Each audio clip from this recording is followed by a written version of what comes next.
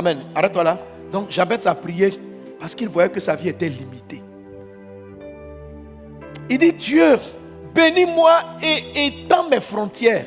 Là où je n'arrivais pas à passer, ce que je n'arrivais pas à faire, là où j'étais limité, limitation spirituelle, limitation financière, limitation, il ne dit pas ma limite, mes limites. Il en avait beaucoup.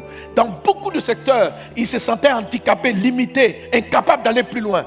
Et il parle à son Père. Il dit, Dieu, si tu me bénis, notez bien le conditionnel, le si là, la condition. Si tu me bénis et que tu étendes mes limites, ça veut dire encore que tu peux être béni sans que tes limites soient étendues.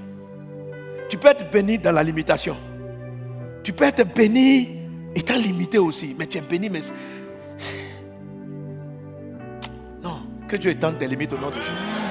Donc il dit à Dieu, il dit non, je veux que tu me bénisses, hein, mais il faut étendre mes limites. Ce matin, je viens prophétiser sur une extension de tes limites au nom de Jésus. Il dit donc, si tu me bénis et que tu étendes mes limites, si ta main est avec moi et si tu me préserves du malheur, on continue la lecture ensemble, en sorte que je ne sois pas dans la souffrance. Verset 10. Et Dieu accorda ce qu'il avait demandé. Amen. Alors, la partie qui nous intéresse, ce sont les limitations dont Jabez a parlé. Ça veut dire, quand Dieu lui a accordé, ça veut dire que Dieu l'a béni et Dieu a étendu ses limites.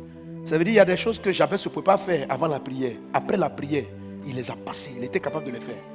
Jabez ne savait pas gérer une entreprise. C'était une limitation pour lui. Quand il commence, les entreprises meurent dans sa main. Il commence, ça meurt. Il ne sait pas faire du commerce.